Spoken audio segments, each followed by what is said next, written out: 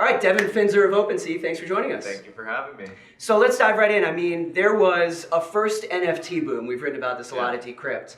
And then there was a time where a bunch of people came out and said, oh, see, NFTs are dead. Right. And now it feels to me like we're in the second NFT boom, but it's also different. And the kind of nature of the collections has changed. Sure. What's your 40-foot view on where we stand with the NFT boom? There's still a lot of skeptics out there who have trouble wrapping their minds around it, and they still don't really understand the prices we're seeing for some of these artworks.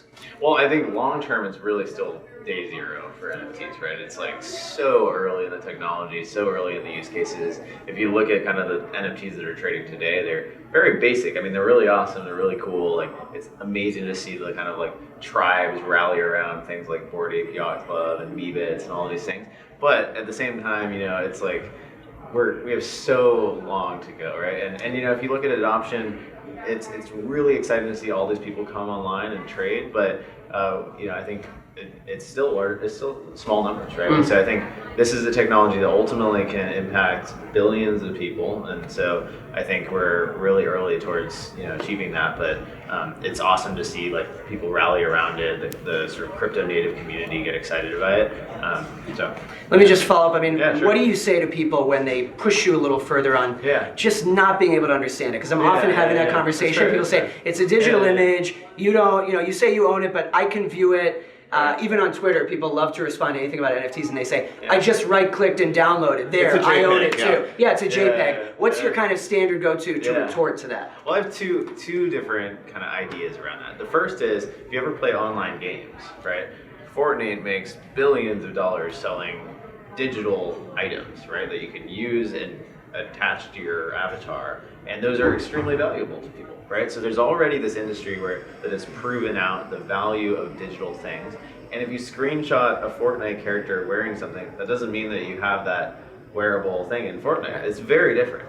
And then the other thing is just from the art lens, the Mona Lisa is valuable because it's the original Mona Lisa. If I can screenshot it, or I could even commission someone to make an exact replica. Or make it your Twitter profile photo. Make it my Twitter profile. Put it on your dorm wall. Exactly. But the Mona Lisa has sold for hundreds of millions of dollars, and that's because it's the original, right? It's a part of history. And then at the end of the day, it's like the proof is just, you don't have to convince everyone, right? Like the proof is in the fact that this market now exists. OpenSea, we did around $3.4 billion of volume last month, and it's happening. So you can either be part of it or you can't. It's sort of the harsh answer, right? Devin, I'd like to step in. For me, like the NFTs, kind of, I get it, it blows my mind, but where I'm curious about is where are we with discovery and curation? There's just such a flood of them. We, for the heck of it, put our dogs on there, but it seems like I'd like to go somewhere that's going to be a guide, show what's coming up, what's legit, what's not, things like that. Where are we in curation, or who's doing a good job of helping people kind of the entry into it? Right. Yeah. I mean, I think we're trying to do as good of a job as we can, and we have gone through this crazy growth curve, so we're trying to just scale up all parts of the business. But we are investing, reducing any sort of fraudulent NFT collections that come online, trying to filter through the spam, provide a better search experience. We just launched our mobile app, which is a great place for if you're on your phone to go and just browse through NFTs. So we really do see ourselves as sort of this Amazon or eBay style experience where you can go and discover stuff.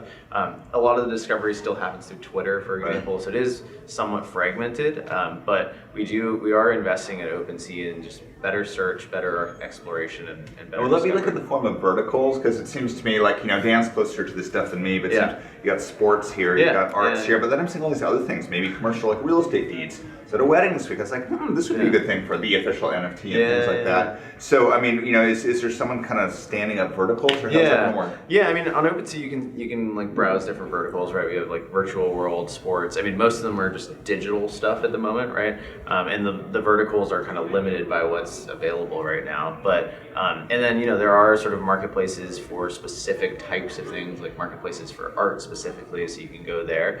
But that is, again, it's something we're kind of working to improve, is how do you kind of find the stuff that you're excited about, right? If you're sort of presented with this broad notion of a digital item, well, there's certain things that are going to be more appealing to you, certain things that are going to be more appealing to me, and that whole discovery process is really a challenge that we're just at the beginning of solving. Got to ask you while we have you about what happened last week with the employee, and it was framed by some as some form of insider trading. what exactly was the response there? What did you guys realize, we need to put some guardrails in place? What's going to happen in the future to prevent things like that? Even though understanding that a lot of people kind of maybe misframed exactly what had happened. I do think there was a misframing as insider trading. We don't view NFTs as financial assets, so that does not apply, and that's a very specific term for a very specific thing. But for us, it was an opportunity to really set the standards and policies around what employees are able to use as confidential information when they are at OpenSea. And this was a relatively small thing that was done by an employee. We took action to that employee then resigned due to this, but we're putting in place more rigorous policies around the people who work at OpenSea want to be able to participate in the NFT market, but we need to do it in a way that we build really strong trust with our community, and that's really the first priority for OpenSea, is building the strongest trust and being an open, transparent platform. So at OpenSea, we're really strengthening the policies that we have around what employees can do with the information and privileges that they have by working at OpenSea. You mentioned trust. I want to make sure we ask you about competition. When we're talking about the NFT market, people say, well, where should I start? Well, there's OpenSea, which right now feels like the leader. There's Foundation. There's so many different options for people. There's Zora, which for a while was emphasizing the environmental impact. How do you try to frame yourself and position your branding relative to the other options that are out there? Super Rare, Nifty Gateway. Yeah, for sure. So, we really want to be the most trusted, customer-centric marketplace. So, investing in making sure that the experience on OpenSea is the best possible trading experience, and also that you can discover all of the different content you want. So, for example, we have the broadest set of assets, we have the highest degree of liquidity, and we're also expanding to new blockchains. And I think we're really, given the position we're in and the team that we've amassed, we're really at the forefront of that. And so I think, obviously there's going to be a lot more excitement, but at this stage we view competition as really just building up the entire space, and sort of a rising tide lifts all boats scenario. So we're excited about new marketplaces coming online, but we want to really focus on our customers and providing the best experience possible. I've got a fun one for you. What's your personal favorite NFT? Like, what do you think is like the most fun to get into? Sure. Or that you own. Right? Well, I own a piece of Decentraland, if you guys are familiar with that. So Decentraland is a virtual world. I don't know if either of you played Second Life back in the day, but I'm old enough to remember that. Or the Sims, I feel. The Sims, Sims is a great game. So Decentraland is sort of a decentralized version of something like Second Life. And what's really cool about it is, if you think about what's going to make these NFTs more and more valuable over time, it's really the ability to display them somewhere where people care about it, right? To have virtual museums, if you're Bored Ape or CryptoPunks. And so Decentraland is this really cool environment that's very symbiotic with a lot of the art projects that are coming online. Similarly, one called CryptoVoxels, which is a little more of like a basic Minecraft type experience, but it's really cool to see like all of the art that people are bringing into these environments. I think that's, I think there's going to be a really strong wave around virtual worlds and NFTs kind of combining forces. The metaverse. Exactly.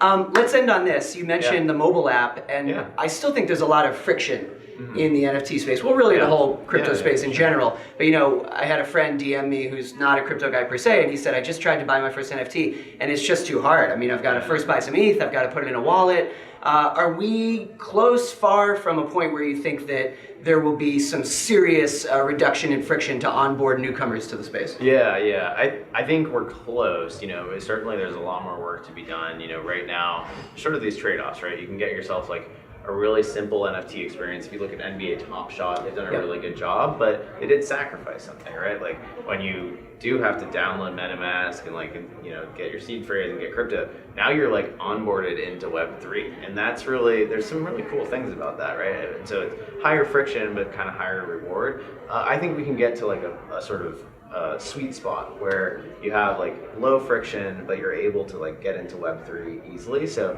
that looks like just better fiat on ramps. So plugging in and working with partners to allow people to buy crypto right on site, right? Better wallet experiences, just kind of incrementally improving things. And I think we'll get to a place where it's not so daunting. That's kind of the goal, right? That's the key, having it not be daunting. Yeah, let's do it. Awesome. Devin, thanks so much for joining us. Thanks for having me. Good stuff.